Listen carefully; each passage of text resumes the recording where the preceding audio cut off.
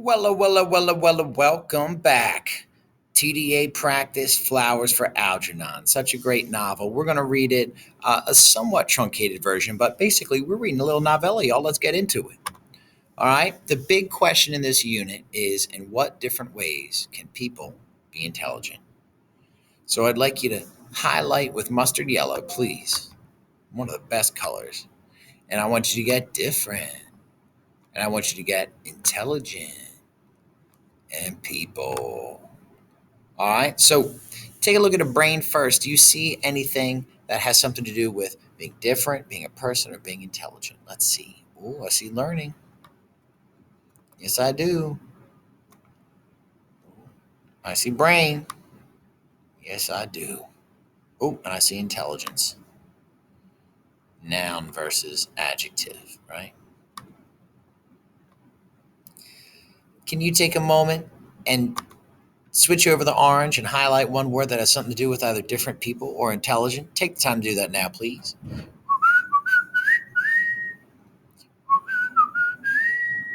All right. Now, switch on back over to mustard yellow and let's see if there's anything on the flowers for Algernon side. And look how cute. It's a flower. Well, I see the word smart.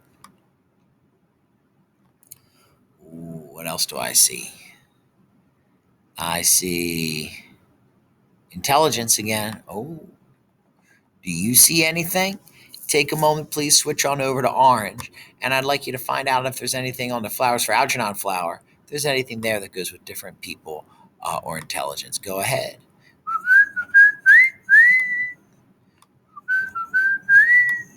All right. Now, let's get into it. Authors often use different elements like setting, conflict, and point of view to develop a theme. How does Daniel Keyes use point of view to develop the theme in Flowers for Algernon? Use evidence from the text to support your answer. Well, we've got two important words. Here's Algernon the mouse. Here's a maze that he might run. But I want you to find two words that seem important and highlight them with the red dots. Go ahead and do that now, please.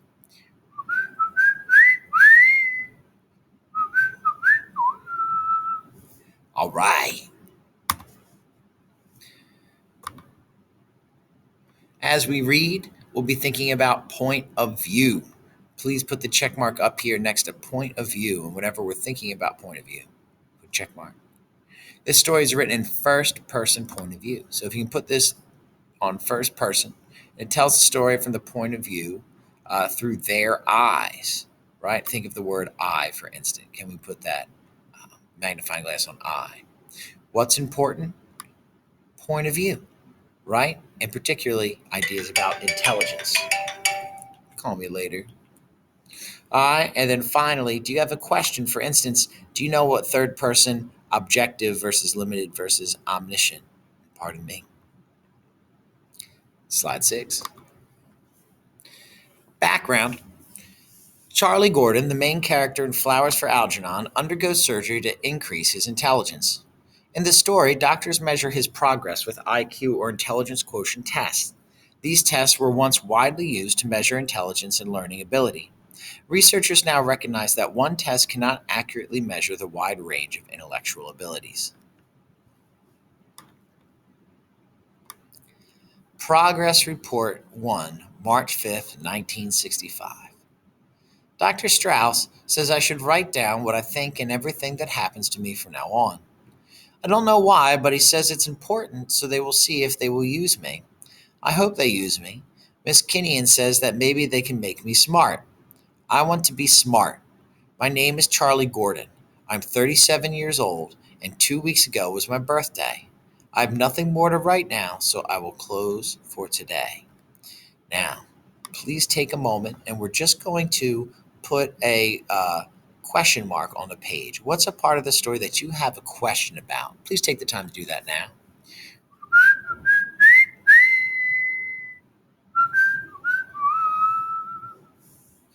All right.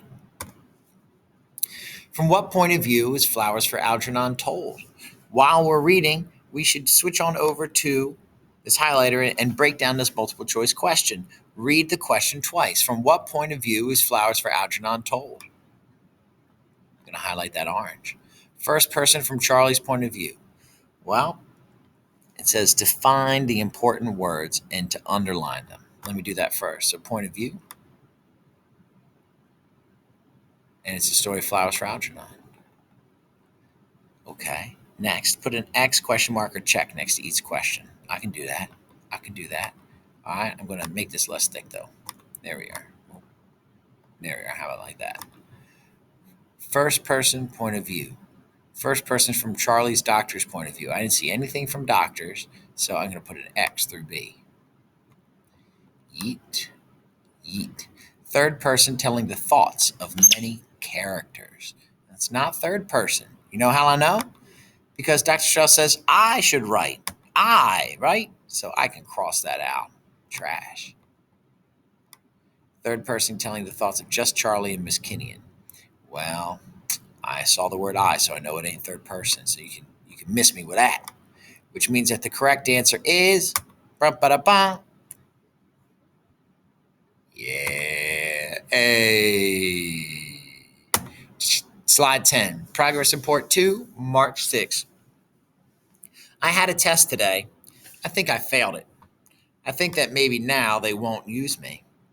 What happened is a nice young man was in the room and he had some white cards with ink spilled all over them. He said, Charlie, what do you see on this card? I was very scared, even though I had my rabbit's foot in my pocket, because when I was a kid, I always failed tests in school, and I spilled ink too. I told him I saw an ink blot. He said yes, and it made me feel good. I thought that was all, but when I got up to go, he stopped me. Paragraph 4, or 3 continued. He said, sit down, Charlie. We are not through yet. Then I don't remember so good, but he wanted me to say that what was in the ink. I didn't see nothing in the ink, but he said there was pictures there. Other people saw some pictures. I couldn't see any pictures. I really tried to see. I held the card close up and then far away. And then I said, if I had my glasses, I could see better. I usually only wear my glasses in the movies or TV, but I said they are in the closet in the hall. I got them. Then I said, let me see that card again. I bet I'll find it now. Can you take a moment? What they're talking about here is something called a Rorschach test, right? So the spilled ink is something that we use all the time. So there's the ink, and there's an example of one down here. What do you see? Oh, really? Slide 12. I tried hard, paragraph 4, but I still couldn't find the pictures. I only saw the ink. I told him maybe I need new glasses. He wrote something down on a paper, and I got scared of failing the test. I told him it was a very nice ink blot with little points all around the edges. He looked very sad, so that wasn't it. I said, please let me try again. I'll get it in a few minutes because I'm not so fast sometimes. I'm a slow reader too in Miss Kinnian's class for slow adults, but I'm trying very hard. He gave me a chance with another card that had 2 kinds of ink spilled on it, red and blue. Slide 13, paragraph 6. He was very nice and talked slow like Miss Kinnian does, and he explained it to me that it was a Rorschach. He said people see things in the ink. I said, show me where. He said, think. I told him I think a ink blot that wasn't right either. He said, what does it remind you? Pretend something. I closed my eyes for a long time to pretend. I told him I pretended a fountain pen with ink leaking all over a tablecloth. Then he got up and went out. I don't think I passed the Rorschach test. In Flowers for Algernon, what happens during Charlie's first ink blot test? He sees many pictures in the ink blot. He cannot see any pictures in the ink blot. He shows he has an extremely violent temper. He performs badly compared to Algernon. Well, some of these are obviously wrong, but first let's read it twice and underline the important parts. In Flowers for Algernon, what happens during Charlie's first ink blot test? His first ink blot test. Now, what seems important? I gotta say, Charlie and the ink blot test.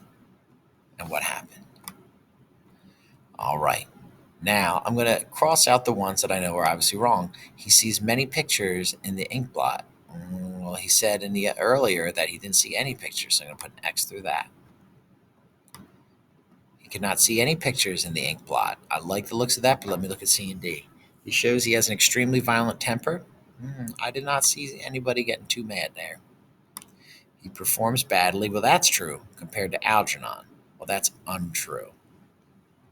So I'm going to put an X through that too. And whoa, B is correct. Let's go. Progress Report 3, March 7th. Dr. Strauss and Dr. Niemer say it don't matter about the ink blots. I told them I didn't spill the ink on the cards and I couldn't see anything in the ink, and they said that maybe they will still use me. I said, Miss Kinnian never gave me tests like that one. It was only spelling and reading. They said Miss Kinnian told that I was her bestest pupil in the adult night school because I tried the hardest and I really wanted to learn. They said, how come you went to the adult night school all by yourself, Charlie? How did you find it? I said, I asked people and somebody told me where I should go to learn to read and spell good. They said, why did you want to? I told them because all my life I wanted to be smart and not dumb. But it's very hard to be smart. They said that it will probably be temporary. I said, yes, Miss Kinnian told me. I don't care if it hurts. Please take a moment and I'd like you to drag the question mark to a part that you have a question about. Please take the time to do that now. Next, is there anything here that tells you about a point of view and possibly the message of the story? I'd like you to take a moment right now to drag the check mark to anything that tells you about the point of view. Do that now, please. Excellent. Now, what on this page seems important? I would like to highlight that part for you or with you. They said I said I should go to learn and read and spell good. I wanted to be smart and not dumb. He's telling you what his motivation is, but it's even more than that. And we're going to use these to take it apart a little bit too. They say that it will probably be temporary. In other words, it won't last forever. And he says, I don't care if it hurts, even though it misspelled hurts. Please make your light bulb and two connections look like that. Excellent. Later, I had more crazy tests today. The nice lady who gave it to me told me the name, and I asked her, how do you spell it so I can write it in my progress report? Thematic apperception test, slide 18, paragraph 10 or 9. I don't know the first two words, but I know what test means. You got to see it or you get bad mark. Pass it or you get bad marks. This test looked easy because I could see the pictures. Only this time she didn't tell me to tell her the pictures. That mixed me up. I said the man yesterday said I should tell him what I saw in the ink, and she said that don't make no difference. She said make up stories about the people in the pictures. I told her, how can you tell stories about people you never met? I said, why should I make up lies? I never tell lies anymore because I always get caught. Slide 19. She told me this test and the other one, the Rorschach, was getting personality. I laughed so hard. I said, how can you get that thing from ink blots and photos? She got sore and put her pictures away. I don't care. It was silly. I guess I failed that test too. Paragraph 12. Later, some men in white coats took me to a different part of the hospital and gave me a game to play. It was like a race with a white mouse. They called the mouse Algernon. Algernon was in a box with a lot of twists and turns, like all kinds of walls, and they gave me a pencil and paper with lines and lots of boxes. On one side, it said start. And on the other side, it said finish. They said it was amazed. Look at the picture for that. And then Algernon and me had the same amaze to do. I didn't see how we could have the same amazed if Algernon had a box and I had paper, but I didn't say nothing. Anyway, there wasn't time because the race started. So, just so you get the idea, this maze here, right? We'll put this in the opening, is the same thing that Algernon, the mouse, is running. So he's racing a mouse in the maze. He has to do it by a pencil. The mouse has to do it on foot. One of the men had a watch. He was trying to hide so I wouldn't see if I tried not to look, and that made me nervous. Paragraph 14. Anyway, that test made me feel worser than all the others because they did it over 10 times with different amazed, and Algernon won every time. I didn't know that mice were so smart. Maybe that's because Algernon is a white mouse. Maybe white mice are smarter than other mice. Come on out, Charlie. Question 10. I'm going to let you break down on your lonesome, and then we'll have a separate video for question 10 later. Same for the follow up on the 23. They're going to use me. I'm so excited I can hardly write. Dr. Niemer had an argument about it first. Dr. Niemer was in the office when Dr. Strauss brought me in. Dr. Niemer was worried about using me, but Dr. Strauss told him Miss Kinnean recommended me the best for all the people who she was teaching. I like Miss Kinnean because she's a very smart teacher, and she said, Charlie, you're good to have a second chance. If you volunteer for this experiment, you might get smart. They don't know if it will be permanent, but there's a chance. That's why I said okay, even when I got scared. She said it was an operation. She said, don't be scared, Charlie. You've done so much with so little. I think you deserve it most of all. So I got scared when Dr. Niemer and Dr. Strauss argued about it. Dr. Strauss said I had something that was very good. He said I had good motivation. I never even knew I had that. I felt proud when he said that not everybody with an IQ of 68 had that thing. I don't know what it is or where I got it, but he said Algernon had it too. Algernon's motivation is the cheese they put in his box. But it can't be that because I didn't eat any cheese this week. Then he told Dr. Niemer something I didn't understand, so while they were talking, I wrote down some of the words. And we will leave off there with this particular chapter today at paragraph 18.